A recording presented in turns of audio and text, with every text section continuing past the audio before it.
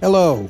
1 year ago, Abram and I sat down around a kitchen table to record our very first episode of Prime Factors. We did it for ourselves. We were only planning to share it with a few friends and family, and we posted it online. We started getting comments and a few listeners and followers, and we're so grateful that you have decided to join our journey with us. Please enjoy this anniversary episode of Prime Factors, which is a little bit odder than usual, but still has some fantastic history.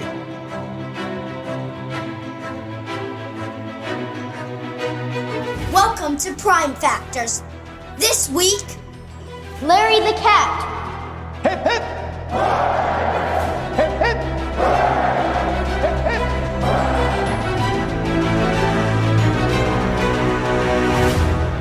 Hello and welcome back to Prime Factors. I am Abram and I'm here with my dad. And I'm Kess from Primetime. And I'm really pleased to be here. I've come all the way across the Atlantic to hang out with you guys today. You're reviewing all the chief mouses of the United Kingdom from Treasury Bill to Larry the Cat. This is episode 12, Larry the Cat. We finally made it. It's so exciting. Well, Abram, we're very close, finally, to reviewing all the cats. What do you think we should review next?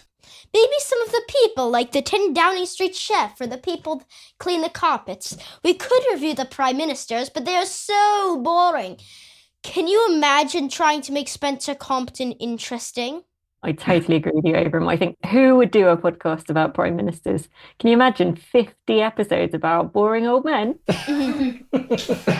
Yeah, prime ministers, that'd be bad. Churchill might be fine. Like, he had a pretty cool cat, right? But presidential systems, they're better. Though we might not be able to do any presidential ones, considering one of the big boys, Totalis Rankium, was doing that.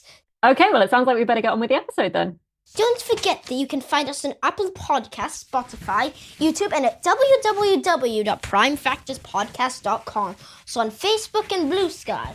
If you enjoy listening, please like, subscribe, comment, and review. Picture this! Close your eyes. We're traveling back in time, back to an unimaginably different era. January 2011. Disney's Tangled is in theaters, Downton Abbey was popular on the telly, and Matt Smith was playing the 11th Doctor on Doctor Who. And for you, Abram, do you know what Scooby-Doo show was on? Scooby-Doo Mystery Incorporated. Yes. What else was going on in 2011? I met John and Rob for the first time. Myself and my other co-hosts.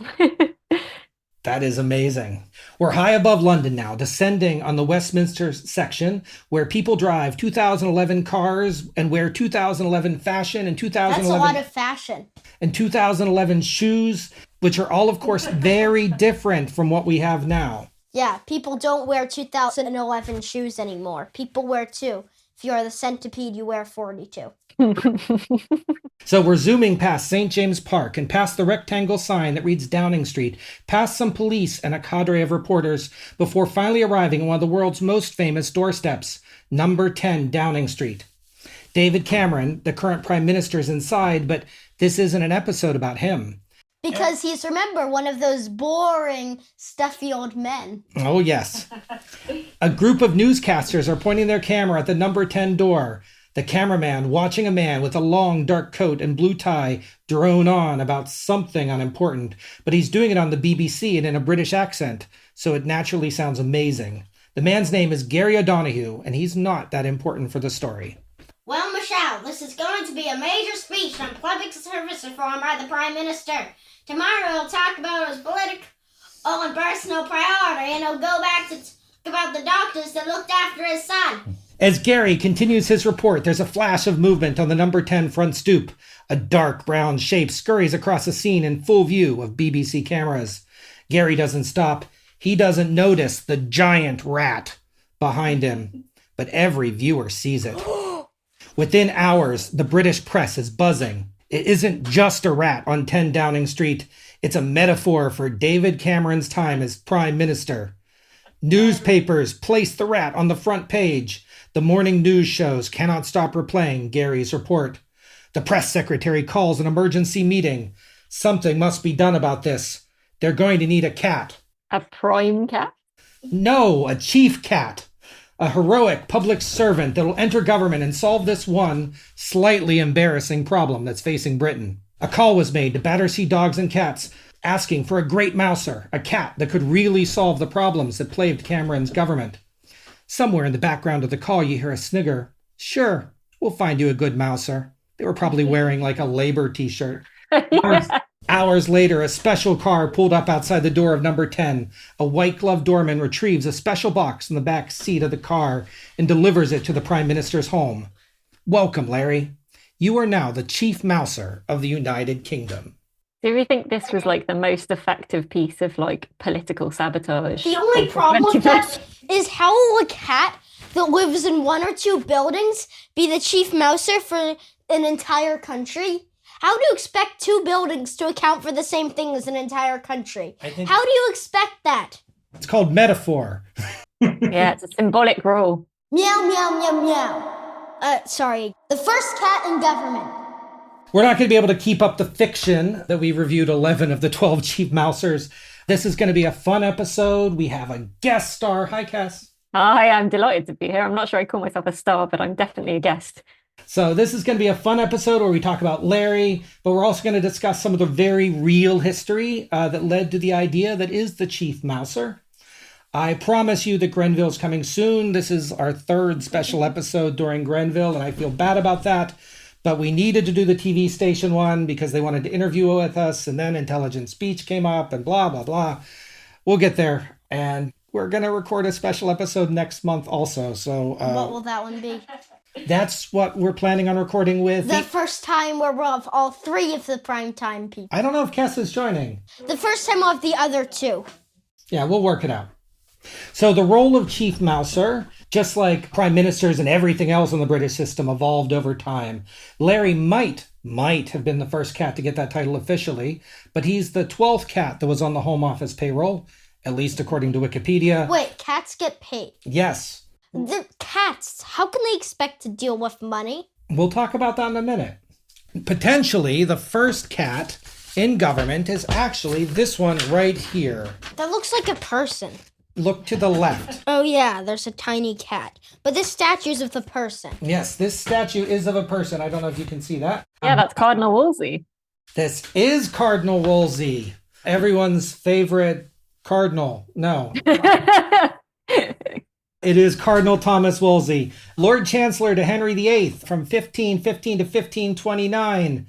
He is one of the pre-Walpole prime ministers that was on 18th century lists. So neither one of you saw my intelligent speech presentation, but I went through a book from 1733 that lists all the prime ministers.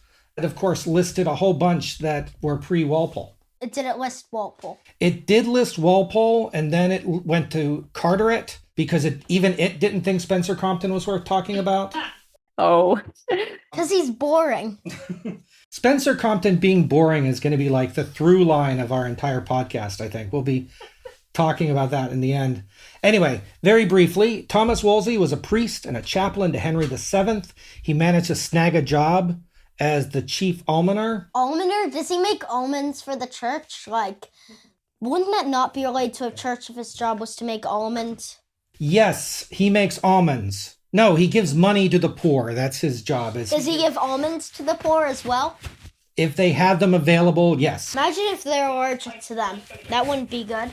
They had less allergies back then. It's something about being surrounded by poop all the time, I assume. Anyway, he became the chief almoner to Henry VIII. In a story that would make an absolutely fantastic Prime Factors episode, he rose quickly in the English government and the Catholic Church at the same time, ending up not only as the Lord Chancellor, but also the Archbishop of York and a cardinal. Do you even know what a cardinal is, Abram? No. A cardinal is one of the people that elect the Pope. So like the highest archbishops can become cardinals, and they get to be the ones that try to elect the Pope. Hopefully we don't have one of those very soon, but maybe. We probably will. When Henry VIII wanted to get rid of Catherine of Aragon, his first wife, he asked Wolsey to do it, and Wolsey failed. And so Henry blamed him for secretly not wanting him to get divorced. So their friendship ended. Henry fired him. He accused him of treason.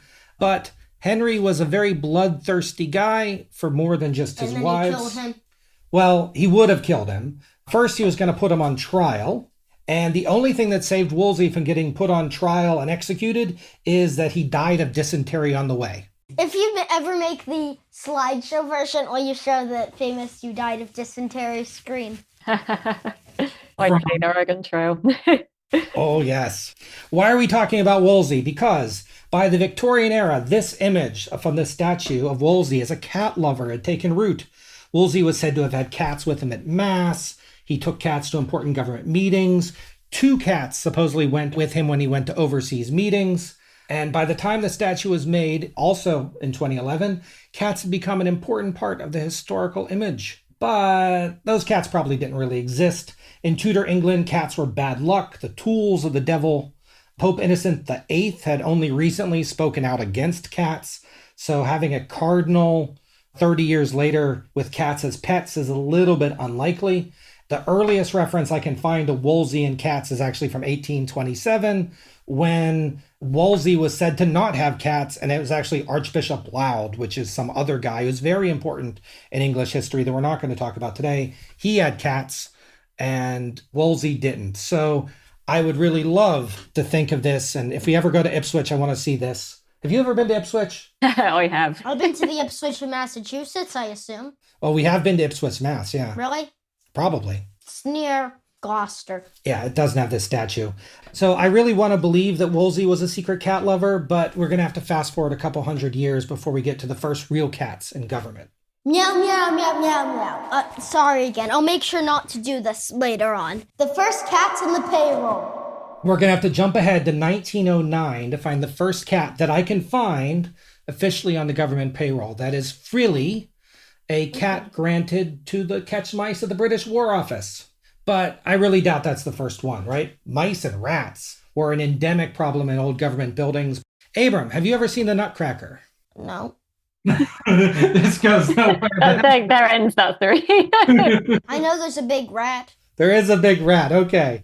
The point of the Nutcracker is that there's lots of mice, and even well-to-do houses back in the 1900s had mice. Before we get too far, let's set some ground rules for this idea of a chief mouser. Wikipedia defines 12 cats, and that's pretty similar to other lists I could find, but it's not consistent. But we're just going to go with it. You shouldn't ever trust. True. Some of the chief mousers were the Prime Minister's personal cats, like Treasury Bill, the first one, belonged to Ramsay MacDonald. Nelson, the fourth one, belonged to Winston Churchill. But not all Prime Minister cats are chief mousers. Treasury Bill MacDonald sounds like a sort of 1920s adventurer. That is so cool. I just want to see a little cat with a fedora. Yeah, he'd have a big hat, maybe a sword. I'm picturing the cat from Shrek, I think. Oh, have you seen Shrek? Yes, a long time ago. Not all Prime Minister cats are considered a chief mouser, however. Harold Wilson's cat Nemo wasn't on the list. Keir Starmer's cats, Jojo and Prince, aren't on that list. Why? I don't know. It's Britain. Some of the cats are owned by other members of the cabinet. So Sybil and Freya, the 10th and 12th chief mousers, belonged to Chancellors of the Exchequer, Alistair Darling and George Osborne. But most of the cats, like Larry, are owned by the government and are considered civil servants rather than family pets. They have stipends paid for by the government. So they kind of get paid. Their room and board and food and litter boxes get paid for. In Larry's case, actually, he even has staff. There are cats at the cabinet office that are mousers, but not the chief mousers. I'm not sure if they're currently there. There was Evie and Ozzy a couple of years ago that were mousers, but not chief mousers. I cannot find any press. Like, I saw them being announced as arriving, but that was like 10 years ago, so maybe they're still there. They never announced that they died, so who knows? To the extent that the office of the chief mouser started anywhere, it started either in 1924 or 1929, both in cases involving Ramsay MacDonald's cat, called by Ramsay Rufus of England, but everyone else called him Treasury Bill. Okay, Rufus of England is like an Anglo-Saxon monarch. Well, Do you not think it sounds like that? Like I can imagine he's somewhere between Athelstan and. I think you're right. I think it does sound. But it would make sense if he was Rufus Stan then. Yeah, Oh. Rufus sounds a great name. But then Treasury Bill's from Texas for sure. Yeah, definitely. I was thinking about that. This minute, Treasury Bill. Supposedly, in 1924, Treasury Bill was looking thin and worn. A Treasury Secretary appealed for him to receive an increase in food, and this was brought up all the way to the Treasury Board, who denied the request. But Treasury Bill snuck into the office of the Chancellor of the Exchequer, that was Philip Snowden, and just made himself adorable as cats do. And Snowden supposedly scrawled a note in the ledger. Treasury vote, approve increase in cats' pay. I love that. That's really funny that that's a government record. My cat would do the same thing. So I don't believe that story, but it's a good one. I believe it. The more common story is that in 1929, the office keeper of 10 Downing Street sought a penny a day allowance for the maintenance of an efficient office cat, or about $170 US per year. Sorry, I don't know what that is in euros or British pounds. This doesn't buy much food or cat litter, but perhaps they used the cheap and non-clumping kind. That penny a day was used to adopt Peter, later known as Peter the First or Peter I. Some lists say that he was the first and that Treasury Bill was just Ramsay MacDonald's personal cat. And I think that anyone that cares this much about whether cute cats have fake government titles probably should start a podcast. Fake? You call this fake? We've been doing a whole podcast on this. As I said, 2 poems about cats in wartime. during World War II, British government offices were spread across England and many of them wanted cats. And we have an amazing poem from 1941 that was written by an anonymous accountant that summarizes the situation better than I ever could. Kess, do you want to read it? Yeah, I'll do it if you want. Establishments approval seek to spend, say, 1 and 6 per week for beverage and food, ersatz, on each of Bournemouth office cats. The situation is complex because we do not know their sex. To pay for grub, we hesitate for pussies who may propagate. But if they'll give a guarantee they won't produce a family of little mouses of their ilk, we'll meet the costs of food and milk. I cannot tell you how much I love that poem, actually. It's really good. I like it. It's like Britain at war, 1941 had to have been a tough time. And like, We are in our darkest hour, but we've got our priorities sorted. We're like, are the cats okay? when the poem says 1 and 6 per week, what they mean is 1 shilling 6 pence in British old pre-decimal currency, or about $320 today, if you're keeping track. So Peter, at this point, had been joined by Bob, a cat that had served under Neville Chamberlain. After Chamberlain's famous capitulation to Germany, Churchill renamed Bob into the Munich Mouser, or Munich for short. This minute, the Munich Mouser. Churchill also brought his own cat Nelson This minute, Nelson. when he became prime minister. Bob, or rather Munich, was said at the time to be directly descended from one of Wolsey's cats, whom I just claimed didn't exist. Oops. But by 1946, Britain was a country in deep austerity. The wartime debts were high and many British families struggled to make ends meet. And by this time, Peter was 17 and barely able to get around, let alone catch mice. But because that original funding request was for a, quote, efficient office cat, and because British people can sometimes be literal-minded, someone in the Home Office decided that it was time for Peter to retire, or rather, be put to sleep. Oh, did they do that to Peter? So that accountant was still around in 1946, and he penned one final update poem on the life of Peter I. I note a cruel coup d'etat deprived us of the office cat. 2 bob well spent without a doubt to help poor Peter out. Oh, Peter! Oh dear! Ugh. Got very dark. Peter I was quickly followed by Peter II. This minute, Peter II. But he was struck by a car after 6 months and replaced for nearly 2 decades by Peter III. This minute, Peter III. 3 Peters in quick succession there. A feline celebrity and a smelly diplomat. As the 1950s became the 1960s, Britain and worldwide culture was changing. Television was increasingly the medium used to communicate with the masses, and the British government was not slow to adopt TV to get their message out. Queen Elizabeth's coronation in 1953 was the first such to be televised, and perhaps not less important, Peter III was the first chief mouser to appear on TV, appearing on an episode of BBC Evening News Tonight in 1958. I bet that was a great interview. I imagine it involves some meowing. I've actually seen a picture of this, and the cat just looks horrified. So classic 1950s BBC. Peter was a celebrity. He received fan mail from around the world, but he was not the most well-behaved cat.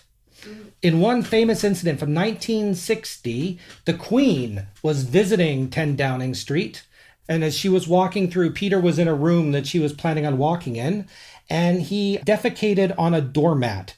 What's that mean? He pooped on the rug. As the Queen is walking through Downing Street wearing really important Queen garb, she's going to go into this room, and the cat decides now is a good time to poop on the doormat. He probably wasn't getting enough attention or scritches or something. He was very anti-monarchy. And the day was only saved by a civil servant who picked up the whole doormat and chucked it out the window. You don't want to be walking down the street in that moment, do you? A poopy doormat. I'm just minding my own business. Wait, ew, that's a poopy doormat. Peter III died of a liver infection in 1964, and it would soon be time for Peter IV. This minute, Peter the Fourth. Except there was no Peter IV. Instead, the Lieutenant Governor of the Isle of Man donated a new Manx cat, a breed native to that island, to the UK government to serve as their new cat. But since this Peter was a girl, they instead named her Pita. This minute, Pita. And that was at least easier to pronounce than her native name of Magana Catdu. So where were they from? Isle of Man. The Manx language is a kind of Gaelic, Abram. So I'm from Cornwall, which is Celtic, and Gaelic and Celtic, there's a lot of overlap between them. So you've got places like Ireland, Scotland, Cornwall, Wales, and then, of course, also the Isle of Man and the Guernsey Isles overlap with it. And so you get these Gaelic languages, which are still quite widely spoken in those countries and in those areas. Would you know how to pronounce this cat's name better than I can? No. I would guess it was something like Manina, but then Katadu. I have no idea the second bit. I don't know. I'm letting down my Cornish roots. As a diplomatic cat, however, they had far more challenges than the adopted cats that came before. For one, the staff of number 10 needed to ensure that she was not harmed.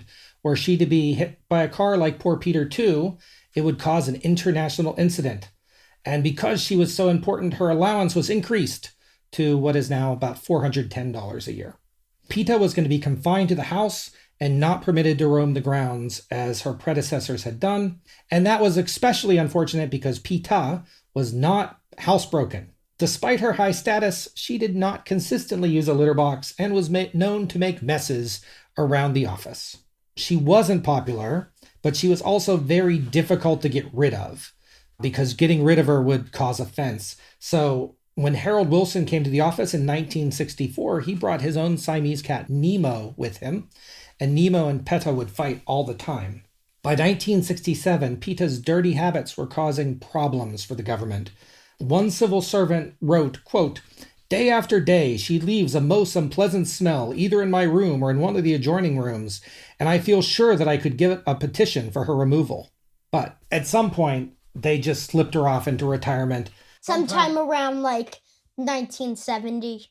Somewhere in there. The government adopted Wilberforce in 1973, so it might have coincided with her retirement, but maybe not. Wilberforce is a great name. I think Wilberforce and, what was it, Calamity Bill are going to go on lots of adventures together.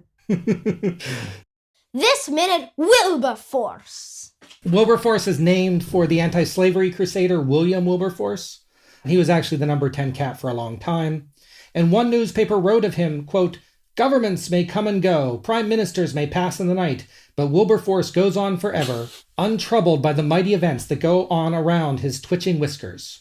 On Wilberforce's retirement, he was gifted a can of sardines by Margaret Thatcher. She actually picked them up in Russia. So she made a very famous 1987 trip to Russia to meet Mikhail Gorbachev. She went to a supermarket, found that they had no food except sardines. So she's like, "Hey, I'll pick this up for Wilberforce." And she gave it to him for his retirement. 2 years later, a stray cat named Humphrey just walked in from the street. And rather than kick him out, Thatcher opted to employ him as the next chief mouser. This minute, Humphrey. I was going to say, I think that's how Rishi Sunak became Prime Minister, but maybe that's too political a joke. Sorry. Okay, continue. So despite nearly being run over by Bill Clinton in 1995, Humphrey lived to retirement age. Oh, that could have been a major diplomatic incident, couldn't it? World War III there. He was the first chief mouser actually to be granted a pension, £100 per year, which is about $330 today.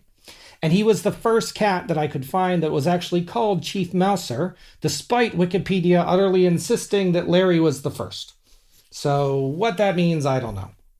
But now that we're just about to the modern day, perhaps we should pause and ask ourselves, why does Downing Street need a cat? Why does 10 Downing Street need a cat? Someday, because we have a card about it, we're going to do a full episode on 10 Downing Street, but we cannot talk about their cats without talking a little bit about the home itself. So, Abram, here is a picture of 10 Downing Street, which Kess absolutely does not need. Like the White House in the US, Downing Street serves 3 roles. It's the home of the Prime Minister, it's a government office, and it's a place for meetings and receptions where important people can come by for a chat or a photo op. But number 10 isn't even one building. It's a complex of multiple connected buildings, including number 10, number 11, number 12, and a house behind it, which used to be on Horse Guards Ave. Downing Street itself is named for George Downing. Where's the map? Oh, yes. Abram, here is a map of the first floor of 10 Downing Street. I don't know if the other floors are secret because I can't find any maps of the other floors. They will be secret. You're actually not allowed to film in various areas of Downing Street. And when Love Actually was made, that famous British Christmas film, which involves a Prime Minister character, when they wanted to make the set for Love Actually, they had to memorize what it looked like. They weren't allowed to take any pictures inside. So when they wanted to recreate Downing Street, they just had to do it from memory. I think for security reasons. That is amazing. So is it like inside the buildings or like the whole area? I think it's inside, like it's got to be top secret inside, just in case, so that if anyone does manage to break in, you don't know where the panic room is. Mm. Let's talk a little bit about George Downing. He was born in Kent in 1623, but his family moved to New England in 1638, and they settled in Salem, Massachusetts. Okay, I've probably been there. Yes, you've been to Salem. Have you? That's very cool. I have been there in Halloween. I don't recommend it. But No. it's tourist city. It is crazy time. But Salem had just been founded, so this is very early days New England. George Downing attended Harvard College. He was in the first graduating class. In 1645, he joined a slaving ship as a preacher, because I guess they needed one. Yeah, not great. But by 1650, returned to England, joined the English Civil War on the Republican side, fought in multiple battles. Which side? The anti-monarchist side. He was elected as an MP for Edinburgh, which is amazing because this was well before 1707, but it turned out that Oliver Cromwell consolidated England and Scotland for a couple years. Yes, he consolidated England and Scotland because he also defeated Scotland in 1651, 2 years after he defeated England. That's great knowledge, Abram. I didn't know that. Never underestimate Abram with dates. So Charles II was actually King of Scotland for 2 years before 1660. Was he? That's so Yes. interesting. He was actually King of Scotland for 2 years longer than England. Technically, I think they both backdated his ascension to when his father died, but I think in practicality he was. He was. That's really cool. George Downing became a diplomat, and he gradually became disenfranchised with the Republican movement. He pushed at times for Cromwell to become King Oliver, and then when that didn't work, he just advocated for the return of the monarchy. Downing helped the future Charles II to escape arrest in the Netherlands when they tried to sneakily arrest him.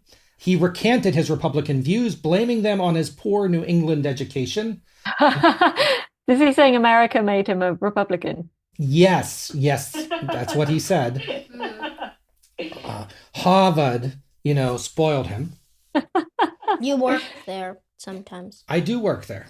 So Charles II rewarded him with land and a knighthood when he reclaimed the throne, including a plot near St. James Park in Westminster, but he wasn't able to fully secure the leases until 1682. And by that point, he got into property speculation. He built a small cul-de-sac, dead-end street, near the park, which he named for himself because why not?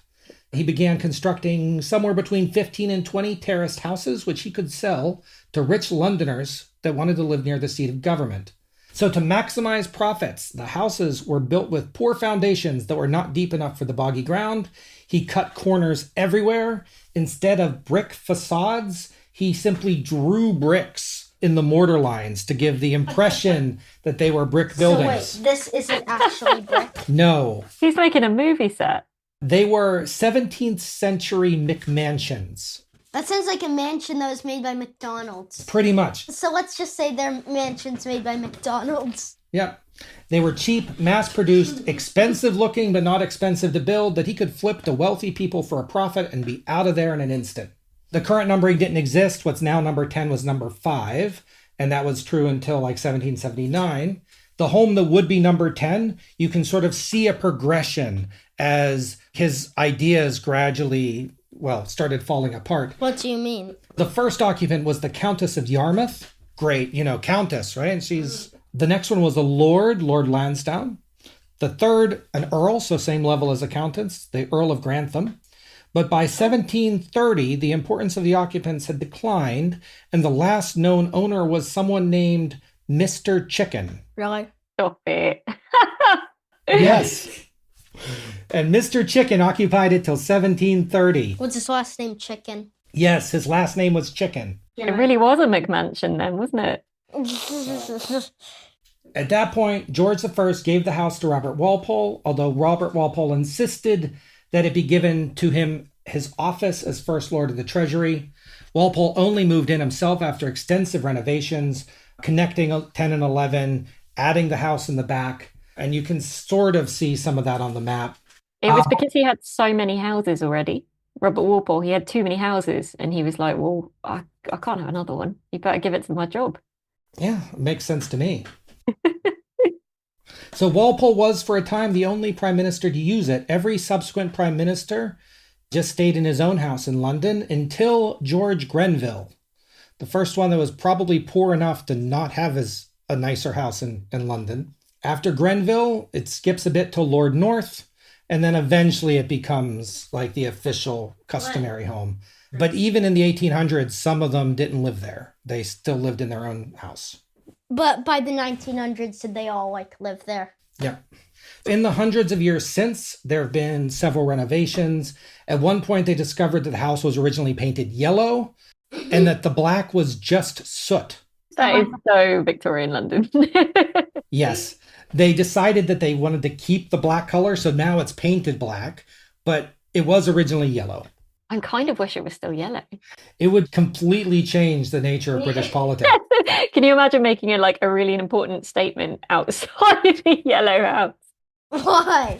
Because the black 10 is famous. Despite the renovations, they never quite got past the fact that number 10 was a shabbily built house with a poor foundation that was built near a park. There was plenty of holes for mice to get in, constant problems with roof leaks, the heating system, and more. Winston Churchill said that the place was shaky and lightly built. And one estimate that I found said that the house needs about 4 years of non-occupied work to modernize it and fix all the problems, but none of the recent prime ministers thought they would last 4 years, and none of them wanted to kick off a renovation that they wouldn't be around for the end of. That's real confidence in yourself, isn't it? When you're like, I'm not going to make it. That's where we are now. An old home in desperate need of someone to take care of the mouse problem. Larry the cat. Finally, we're on the topic of this episode, Larry the cat. Kess had to step away. Hopefully she'll be able to rejoin before the end, but we will see. We are very grateful for her hanging out with us this evening, but the realities of us recording in the US and her recording in Europe is just a little bit tricky on time. So let me tell you about Larry. Larry was born in 2007, and we don't know anything about his early life, although it is assumed he was a stray on the streets of London.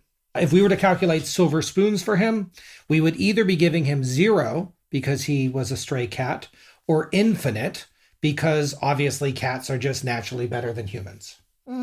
He was found on the streets of London in January 2011 in, quote, a bit of a state.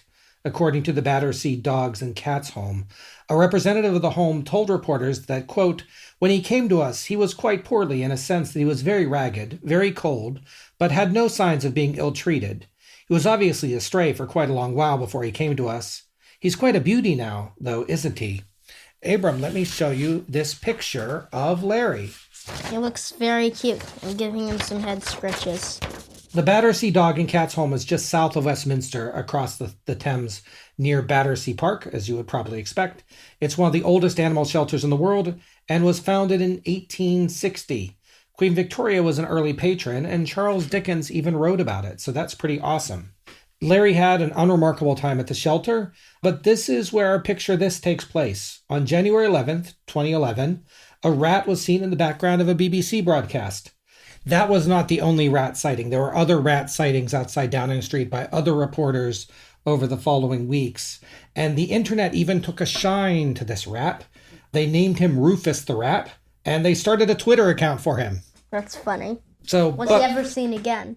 Well, before long it was decided that something needed to be done to get rid of the powerful metaphor of rats in Downing Street, and that something was Larry the cat. The Home Office sought a good When mouser. did they last have a chief mouser? Oh, the last one was Sybil, who was a cat that was during the Gordon Brown prime ministership. Well, I mentioned her briefly. She was like the personal cat of the Chancellor of the Exchequer, Alistair Darling. So she was there while Alistair was in office, but then left when he wasn't. So, She was the closest thing to a chief mouser during those years. and in fact, Sybil only lasted for 6 months. She really didn't like living in the city and was taken back to the countryside. Humphrey was 1989 to 1997, and Sybil was 2007 until 2009. But at least some of that time, I think she was actually in the countryside. The Home Office, they sought a good mouser from Battersea, and Larry was suggested as a good fit, both because he was very friendly and because he must have been a scrappy good mouser to have survived on the streets for so very long. Early news reports suggested that Larry might have been a personal pet for David Cameron's kids, but most of the news reports say that he was specifically acquired just to be the mouser. February 15th, 2011, Larry the cat was officially brought into Downing Street, and they began a media blitz. Downing Street spokespeople announced that Larry had, quote, a high chase drive and hunting instinct, and, quote, a very strong predatory drive, derived from his time on the streets. David Cameron said, quote, I'm delighted to welcome Larry to his new home. He came highly recommended to me by the Battersea Dog and Cats home, who did a fantastic job looking after him. I am sure he will be a great addition to Downing Street and will charm our many visitors. That said, Larry's first day, very stressful. A couple news reporters picked him up, tried to talk about him on the news, and he scratched them. He was not really a social cat at this point, and how anybody thought that they could take a recently stray cat and being held by a bunch of reporters after a very busy day, I think really didn't understand cats. Mm-hmm. Almost immediately, though, Larry was engulfed in scandal. There was the report that a woman named Margaret Sutcliffe, she claimed that Larry was her lost cat named Joe, and that her cat had wandered away and was picked up by Battersea by mistake, meaning that Larry was never a stray cat at all. A Facebook campaign was whipped up to demand that David Cameron return poor Miss Sutcliffe's cat to them. However, this turned out to be a hoax. There's a guy named Chris Atkins. He directed a film called Starsuckers about the harms of celebrity culture in the UK. He used Larry's adoption as a way to stir the pot and to protest this sort of UK celebrity culture. Maybe coincidentally, maybe not, Mr. Atkins was later arrested for tax fraud and sentenced to 5 years in prison. This was later, but as in like the next year. That is what you get when you cross the nation's top cat. It won't end well. So even without Mr. Atkins, however, Larry's mousing skills were quickly called into question. An anonymous source claimed that he, quote, has shown no interest in the many mice in Downing Street. He has a distinct lack of killer instinct. Well, how many mice do you think he caught in the next 9 months? Like 2, Little higher. 4, Little lower. 3. 3. He was catching 1 mouse every 3 months. In fact, David Cameron Back in November, had to throw a fork at a mouse, missing it unfortunately, during a cabinet dinner while Larry was napping somewhere else. Larry also began to spend time with Maisie, a cat that was owned by the St. James Park keeper, who also was wandering freely around the neighborhood. And the press liked to report that maybe Larry was spending a little bit too much time with Maisie instead of doing his job. But with mice continuing to threaten Downing Street, it was time to do something unthinkable. Replace Larry. How could you? Competition at Chief Mouser. Larry may not have been a great mouser, but he was a great spokescat and mascot for the UK government. In 2012, Larry's credited as increasing the cat adoptions from Battersea by 15%, making rescue cats more fashionable in London. But it was clear that if they actually wanted to solve the mouse problem, they needed more cats. Catching one mouse every 3 months was not going to solve Downing Street's problems. So in June 2012, Chancellor of the Exchequer George Osborne brought a cat into 11 Downing Street named Freya, and she was named as the chief co-mouser alongside Larry. If we had really done episodes, she would be 12, but we didn't, so Larry we're saying is 12, or we would have covered her already or something, but Freya was a co-chief mouser during Larry's term. And some people actually said that Larry had been fired. An article from The People magazine, a British tabloid, stated, quote, "The final straw came on Thursday when Mr. Cameron caught Larry catnapping on his chair in the number 10 study as another mouth scurried across the room. When he tried to wake Larry to do his duty, one eye opened, but the moggy wouldn't budge." Rumors of Larry's firing were premature. He was not fired, but Freya was quickly demonstrated to be a much better mouser. But unfortunately, she loved wandering, and that was a bit dangerous. She had once wandered over a mile away from Downing Street and had to be rescued by a volunteer. Another time, she was struck by a car and needed to go to the vet to recuperate. And after only 2 years on the job, Osborne decided that it was best for Freya to live in the countryside where she could roam a bit more freely. In July 2015, after Freya had been sent away, George Osborne managed to corner a mouse in his office and trap the mouse in a paper bag. As the press reported that he was now more successful than Larry, some media reports claimed that George Osborne, the Chancellor of the Exchequer, should be appointed as the new chief mouser. But as he was not a cat, he was not technically qualified for the role. More cats in Downing Street. Once again, without a competent mouser in Downing Street, more cats were brought into various departments to offset Larry's somewhat casual attitudes. In April 2016, they introduced one of Larry's greatest rivals, Palmerston. Who is he named for? Henry John Temple. Henry John Temple, the Viscount Palmerston and former Prime Minister. What years was he Prime Minister? Huh? You don't know. Man. Palmerston became a perpetual thorn in Larry's paw from his base of operations at the Foreign Office. And despite being confined to his own territory, Palmerston was known to sneak into number 10 and to be escorted out by security. He and Larry were allowed to roam the grounds outside, and it gave them opportunities to become friends, or rather enemies. Larry and Palmerston fought a lot. In July 2016, Larry injured his paw in a battle with Palmerston and had to be assigned bed rest by the vet. Actually, Larry, bed rest, I don't even know if he would have noticed the difference. Yep. In another fight in August, Palmerston managed to tear off Larry's collar and was rewarded by deep scratches across Palmerston's body and ear. This wasn't just because Larry and Palmerston were antisocial, but it was also a very stressful time. David Cameron had just been replaced by Theresa May, and the change in family life in number 10 was difficult for a cat to understand or deal with. That September, because of all these fights, Larry was brought up in the House of Lords when a lord asked who was paying for all of Larry's medical bills from all of his fights with Palmerston. That revealed that unlike all other British civil servants, Larry doesn't have government health care.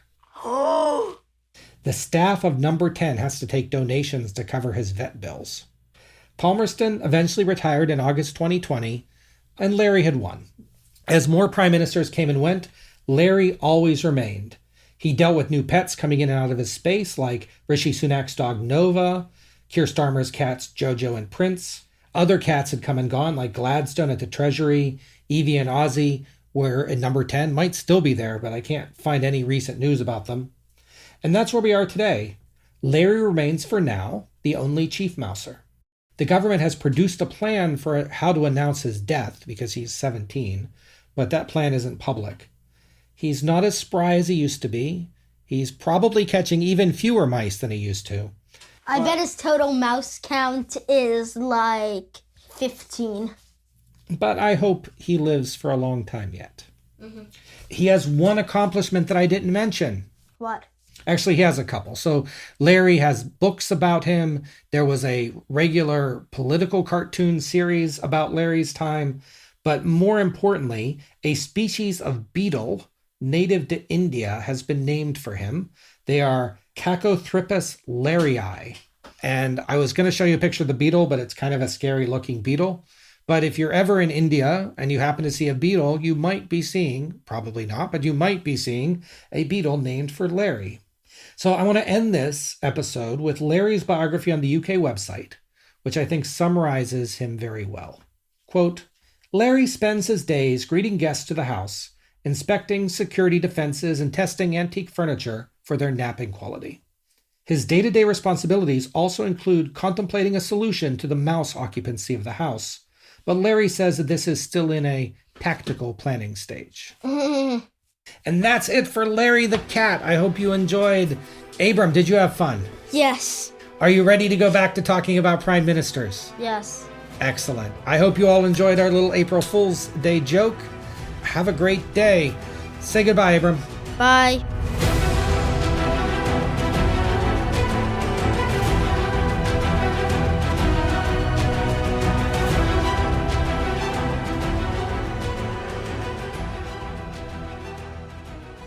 Bibliography. Before I begin, I want to extend my heartfelt thanks to Kess, who was such a good sport coming on and having an episode with Abram and I. We were really running this at the last minute. We didn't think she was going to be able to come. I had written the script without her. And then 10 minutes before recording time, she emailed and said, I'm free now. I'm so glad that we were able to make it work, at least for the first half of the episode. And I am so grateful to her and to the rest of the team at Primetime. Please make sure to check out their podcast. If I haven't expressed how much I love it so much in our other episodes, let me say so again right now. The sources for this episode are a little bit less academic than usual, primarily consisting of volumes of old newspaper articles from BBC Co UK and other online sources, as well as UK government websites. There are no particularly good biographies of Prime Minister cats, and the ones that exist are partially fictionalized. So I did the best I could with the sources that I found, and I hope you enjoyed our little episode. We'll be back to reviewing prime ministers very, very soon. Goodbye.